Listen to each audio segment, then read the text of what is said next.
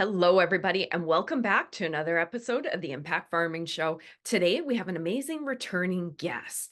For those of you that have been tuning in for quite some time, you will remember the episode with Joe Roberts back a few years ago during the pandemic, and it was titled Homeless to CEO. And Joe is back with us today to speak about stress, mental health, resiliency, and how to have peak energy performance, considering all the demands that we have on ourselves as farmers.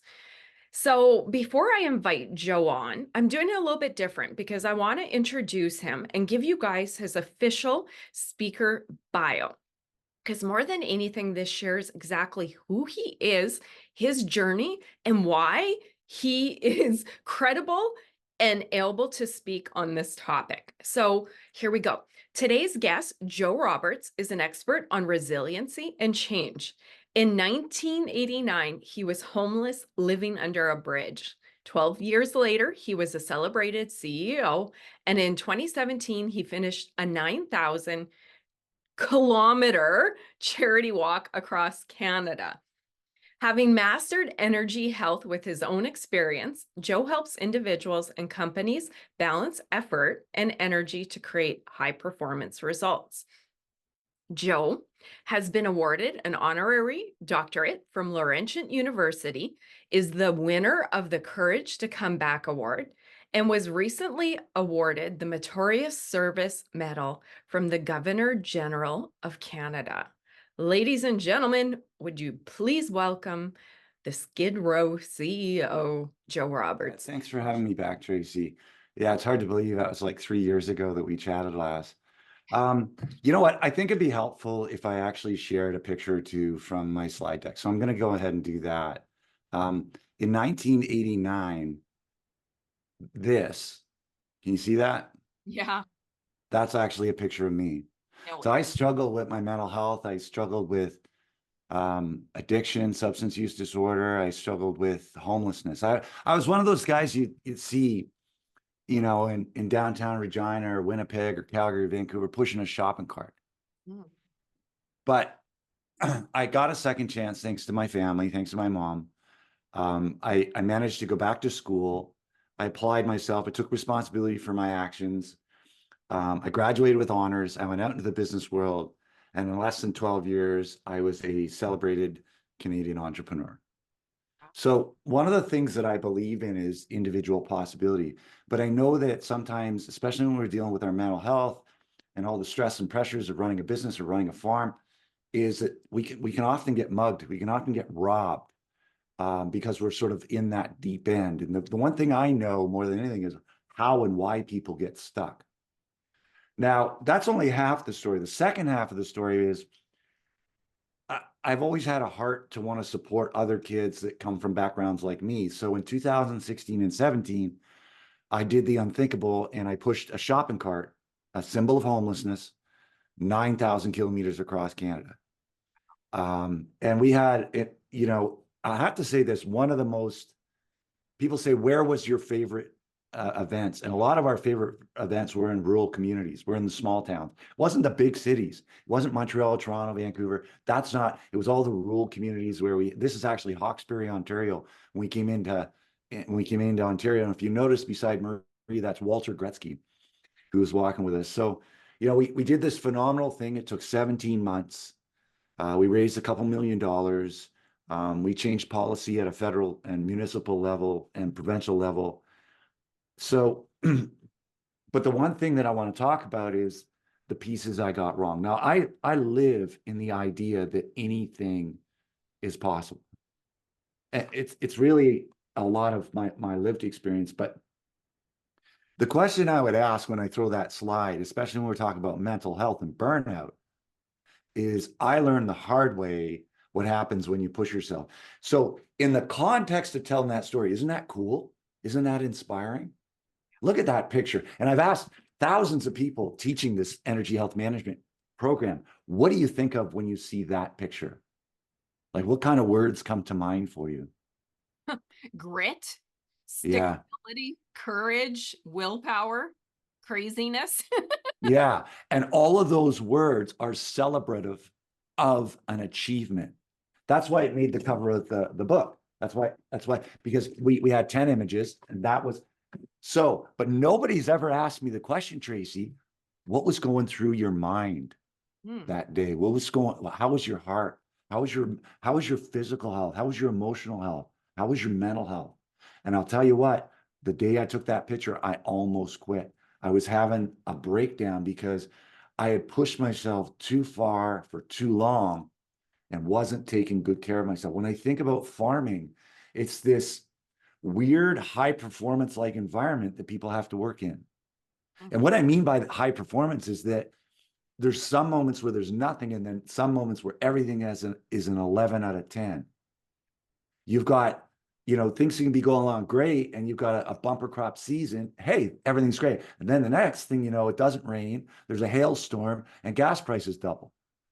In that environment, if you don't have the tools to necessarily be able to navigate that, you're going to burn out, you're going to fry. And that's why we see such high rates, things like depression, anxiety, substance use disorder, alcoholism, family violence. These things are prevalent when we as human beings don't know how to take care of ourselves during those pressure cooker times. Wow. What an achievement. Unbelievable. Okay. So when you work with groups, and this bears repeating for farmers, we've always heard about the symptoms, how we respond. And I know you share an energy, health, performance continuum. One thing that I wanted to add to that, I mean, farmers, we have those stressful moments, we have things day to day, and then we have periods that are more intense. But one of the things I found as a farmer, business owner, not only are we responsible for stuff and we have stuff to get done, but Joe, I often find when you're a business owner and you're dealing with a lot of things that are out of your control, it's like you're always working upstairs, right? And Mhm. you're not even working, but you're working and you just get yourself to a point of exhaustion. I know it's happened to myself, my husband, and everybody in the audience, right? So, do you want to talk about? We know a lot of the symptoms of burnout, resilience, or stress. Do you want to talk about our responses and take it from there and relate it to farmers? Yeah, sure. So let's go back to the beginning of 2020, the first quarter of 2020. Mm. The everyone in the world can identify with that period of time. In fact, you and I were chatting about before we jumped on and began recording. What happened was every single stress creator in our life went up all at once. And when that happens, we have one of two choices to make on how we manage stress. So first of all, stress starts showing up for us in three forms, physically and then mentally, emotionally. So one of the things I teach in the program is I got a list of 10 questions. Have you had any of these 10 symptoms?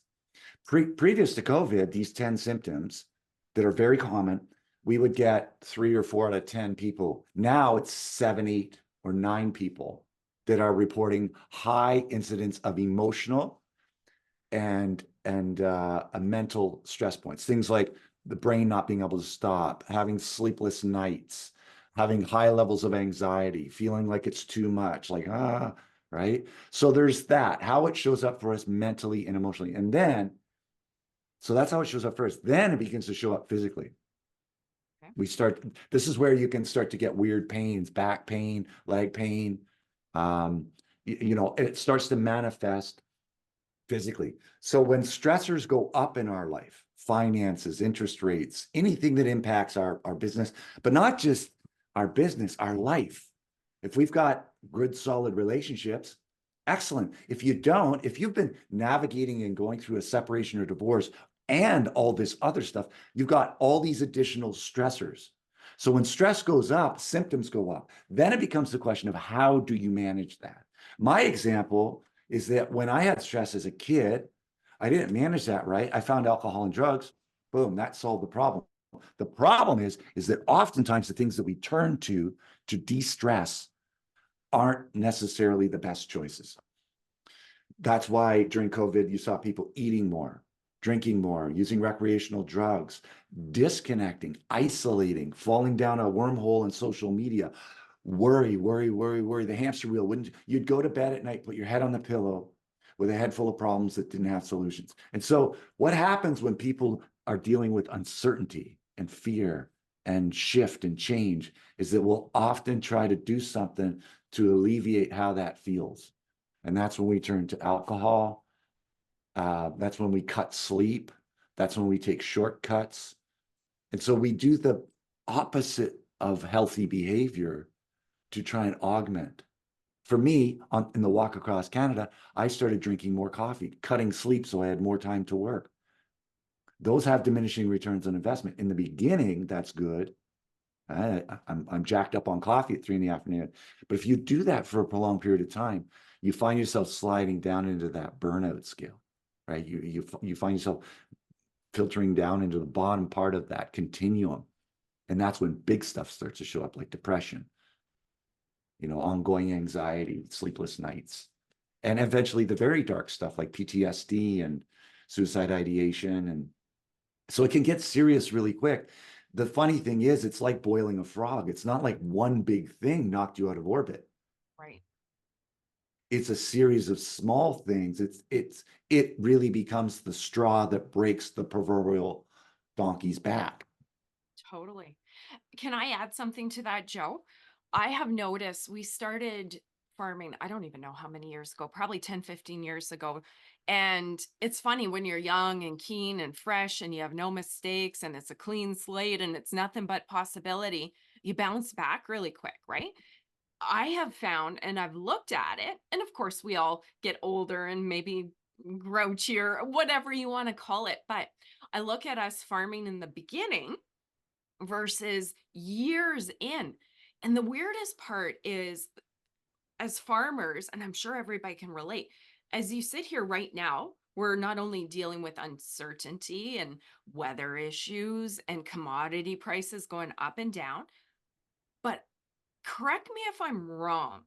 I almost think there's a pile up effect, right? Because we Mhm. don't get to delete the past. So we have some good years. And of course, I think sometimes we focus on bad years more easily, but it almost seems like we bring some baggage or some weight forward, right? And then maybe that adds a little bit. And maybe I'm going down a rabbit trail, but when you're talking about numbing and trying to cope and the stresses of farming, I don't even think it's just right now. There could be baggage from the past too that adds on. Hmm. Does that take you Y- down a rabbit trail? Sorry. No, I'll go down there, but I'll come back quick. Yeah, please. We are we are the byproduct of the stories and ideas that we pick up along the way. That's how our life is colored. Your forward is colored by a projection of the past, Mm, who you're going to be tomorrow. So when we don't deal with stuff and it begins to backlog, it shows up in our life. For me, I got sober, but it wasn't until 10 years into sobriety where I began to look at, why did I use drugs? Why did I do those things that I knew were so harmful for me? Right? It's like if you meet somebody and they have a health and wellness balance, they're maybe obesely overweight or they've got serious depression. My question isn't what's in front of me. My question is what happened before that happened? mm, Because that stuff, our stuff doesn't go away. And make no mistake, COVID was traumatic. It's not like an early childhood trauma, but it is because those things compound. And if we don't go into the corners and deal with that in some form of process, whether that's working with a professional or a support group or journaling, right? If we don't go in and deal with that stuff continues to deal with us. And it does build over time. ooh, I'm glad I took you down that rabbit trail because I think there is a lot of that because you have good years and bad years. And sometimes those bad years can be quite traumatizing financially and mentally, right? You don't deal with it, you're carrying it forward. So thank you for humoring me Well, on we that. also have we also have a double negative bias. Mm, So for survival, we notice the things that aren't right. way more than we notice the things that are. So we notice things about us. So this is where perfectionism comes in, is we get so wrapped up in that because we're really good at hyper analyzing what isn't good. But we need that for survival. That's how we, yeah. So we're really hyper focused on when we look at, oh, that was bad, and now I've got to make the, and that impacts how we see the world, because we're seeing it through a probability lens versus a possibility lens. You talked about being new and fresh. What does a new and fresh person have? Possibility. There's a bounce in their step. The world is rainbows, and off they go. And they don't know until they get into it that this thing is going to kick them in the behind, but it does. And then after a while, we lose some of that enthusiasm and possibility, and we become a little bit more jaded.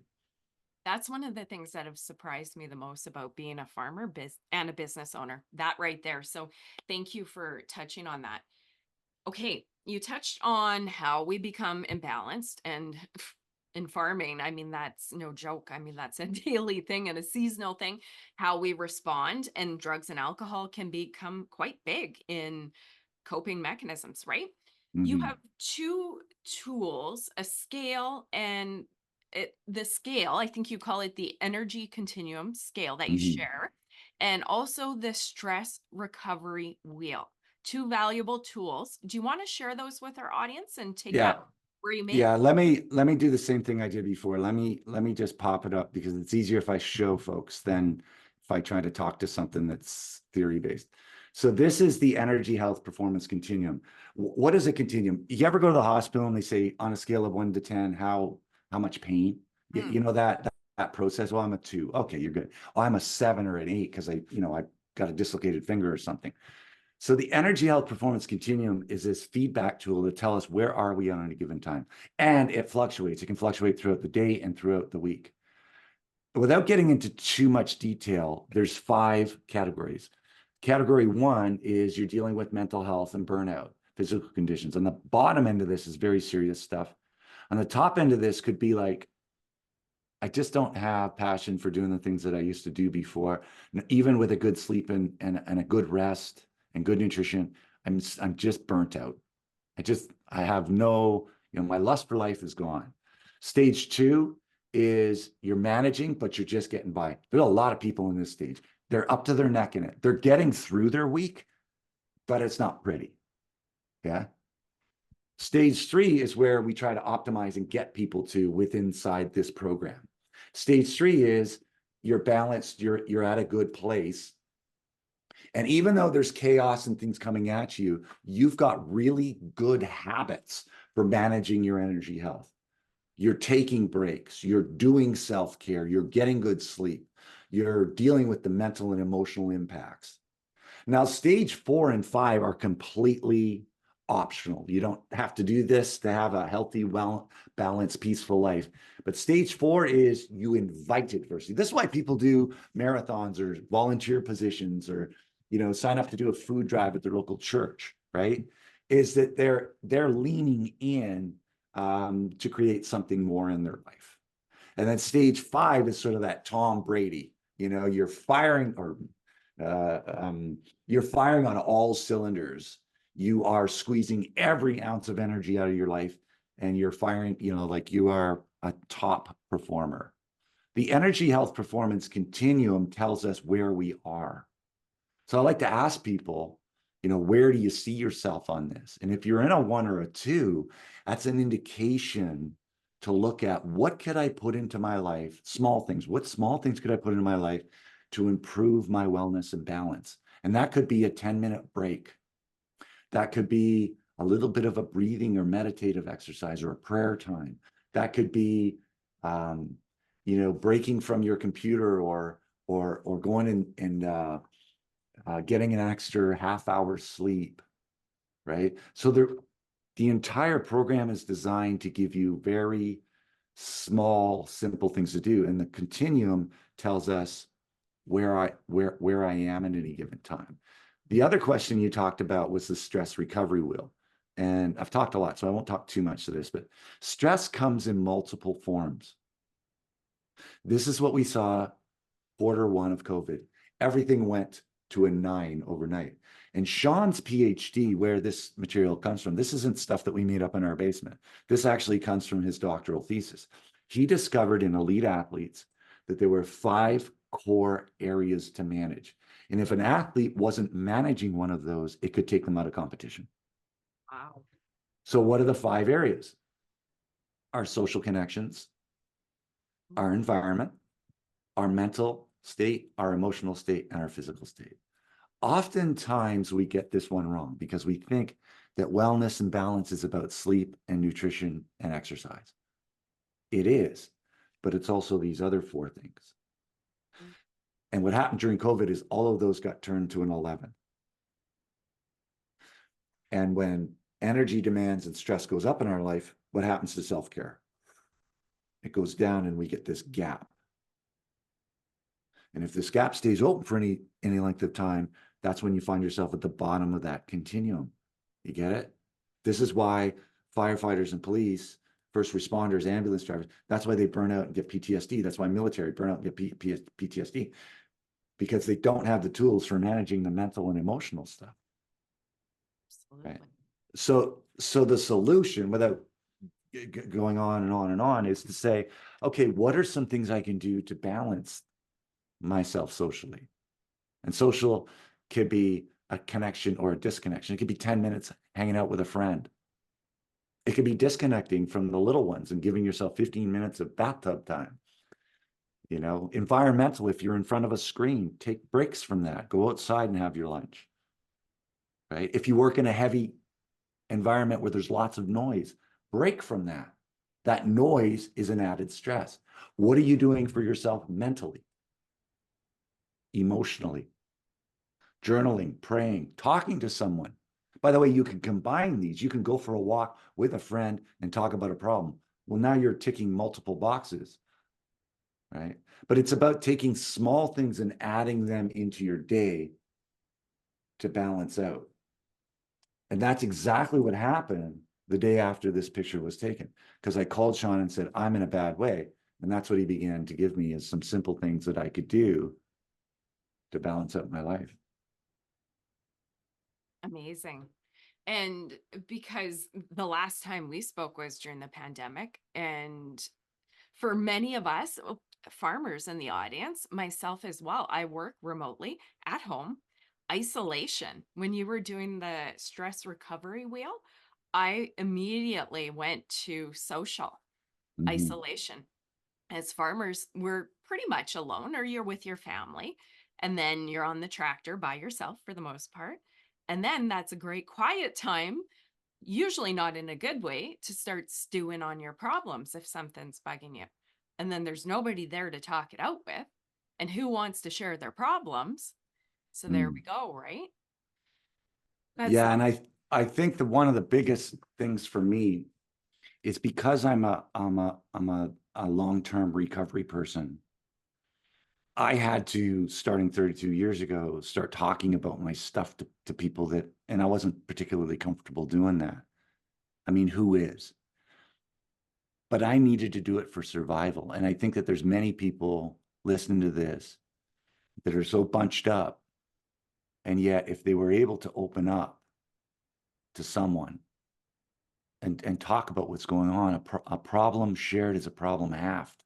mm, And I was fortunate that I was raised in that environment so that when things have gone wrong for me in life, and life isn't perfect, there's lots of stuff that goes wrong, I know that I need to go and maybe go to a meeting or talk to a friend, call my mentor, and share what's going on. Warren Buffett said, and he's such a smart and conservative guy, he said that you are the sum of the people that you hang around with. But so often we live in the illusion of self-sufficiency. And it's the heaviest thing that you'll ever lift sometimes is your hand for help. mm, I believe it. Yeah. And that's probably one of the big reasons that mental health is so high in the industry, right? You're always dealing with something, no matter what that is, and stacks up. You don't talk to anybody, you don't get help, you just pivot, spiral downwards, right? Mm-hmm. Hmm. Okay, that is some good stuff. You've shared some examples, brought awareness to symptoms, how we get out of balance, how we compensate, not in great ways, how we can fix that, speaking to people. Do you have anything else you want to add? And then I'm going to get you to share some final words of wisdom about somebody maybe that's at a very, very bad place. And you go, well, Tracy, that's dark. And you know what? I sometimes like to just go there Mhm, because go on social media right now. mhm. Commodity prices have tanked.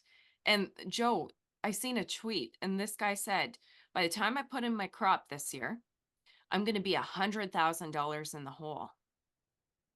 Neither here nor there on his decisions going forward. But that's what some of the producers are facing. And we tie our worth to our farm. So let's say there's a farmer and he's at the very, very bottom. Do you want to share some words of wisdom and speak to that? Yeah, but before I do, I want to address the first question you had, which is a tool. Yeah. So when I talked about the energy imbalance, I think that that's just a simple tool for saying, hey, where am I today? And I think pretty much anyone who listens to this can tell me where they are. The second question is, okay, what can I do to change that? That may be a little bit more opaque for people. It's like, what do I do? Right. And I'd be happy to share a PDF that you can send out to anybody who wants it, a list of different things that we can do to add. But one of the simplest tools that I give people who are dealing with like burnout and a lot of stress in their life is something called a 3 and 3.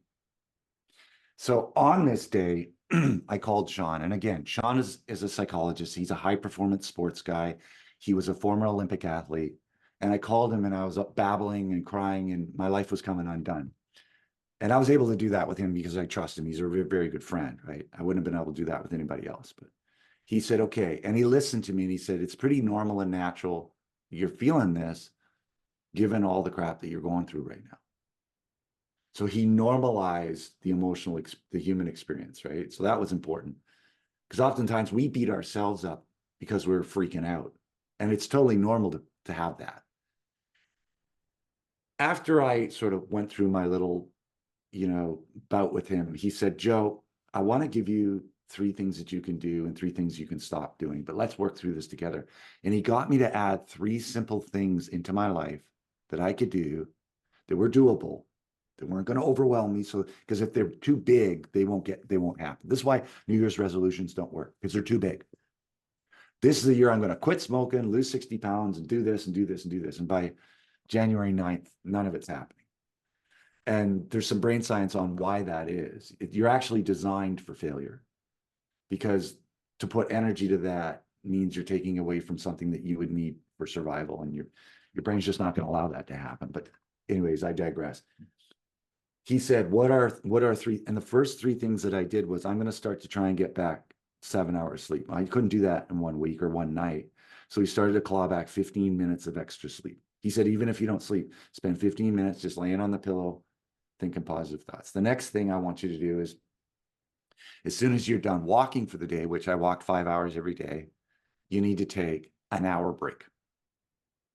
And the third thing is, you get 1 day off a week. Stop burning your day off to do work.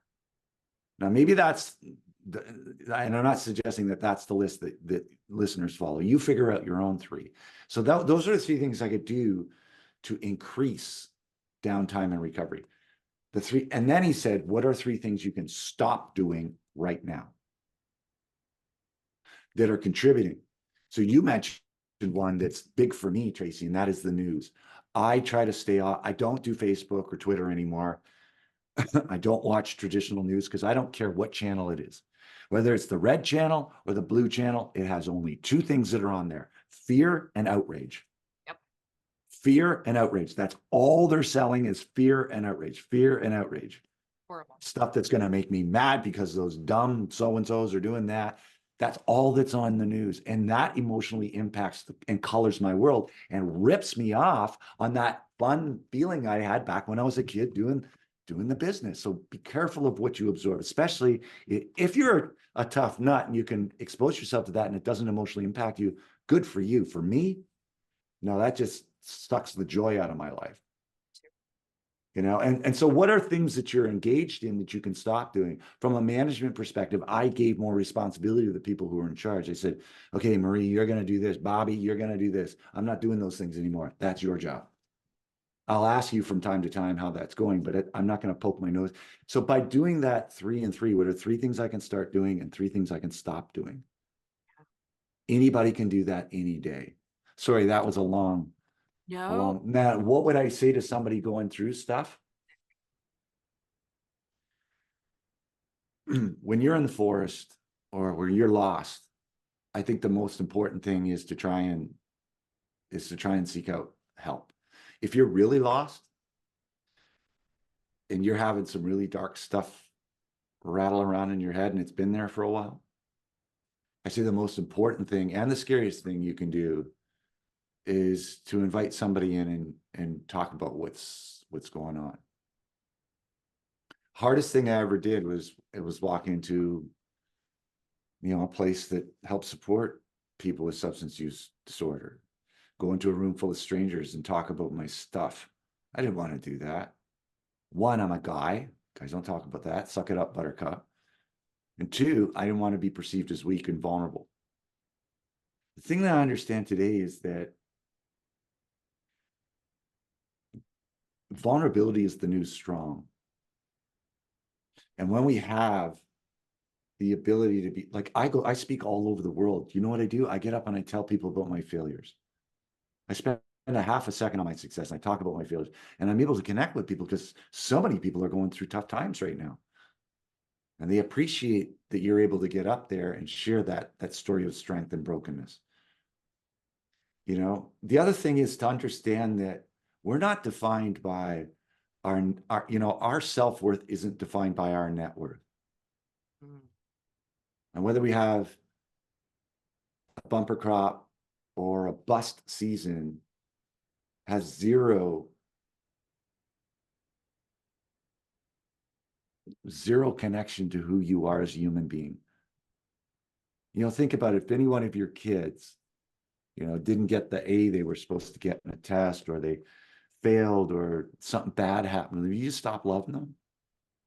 And yet we hold ourselves to such an ugly standard.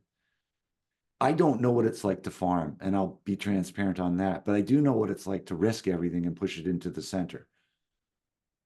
And it's scary to take those risks.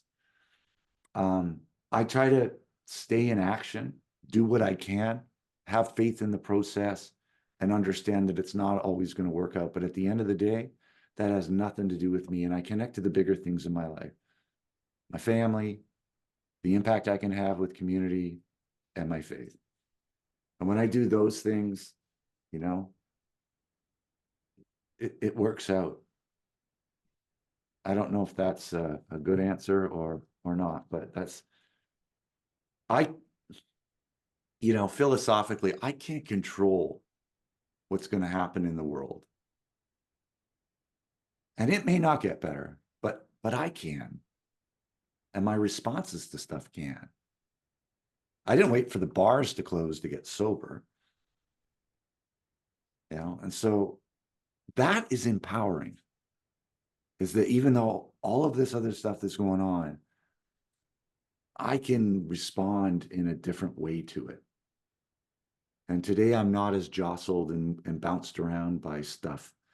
I understand that, a 300-point drop in the Dow isn't really as bad a day as people think. I've had bad days, you know. Perspective is important too. And I think that comes maybe with age. I don't know. Yeah. That was beautiful. I want to ask you one more question. I'm curious on how you would speak to this. Many people, and I'm not just going to say farmers, and I'm not just going to say men, we don't value how important our health is and our vessel, our mind, our body, our spirit. We don't, right? We're doers. And I've been guilty of that. And farmers take amazing care of their animals, their crops, their machinery. for those hard nuts in the audience here going, oh, whatever, fluffy, fluffy, woo woo stuff they're talking about. That's good for some person that works in an office, which that's not true. What would you speak to that farmer that says, oh, whatever, I'm just going to muster through and get it done again? Do a sales pitch to that guy on the value of taking care of himself first. Well, what happens if you ride a horse and you don't give it time, you don't give it a rest, you don't feed it, and you don't water it? Eventually, that horse just can't go any further. When I was doing the walk across Canada, I didn't feed and rest the horse. Pro athletes get this because if they don't take care of themselves, that they burn out. In fact, most pro sports were created before we understood sports science. And that's why everybody is injured when they get to the Stanley Cup or the Super Bowl or the what's the other big sport?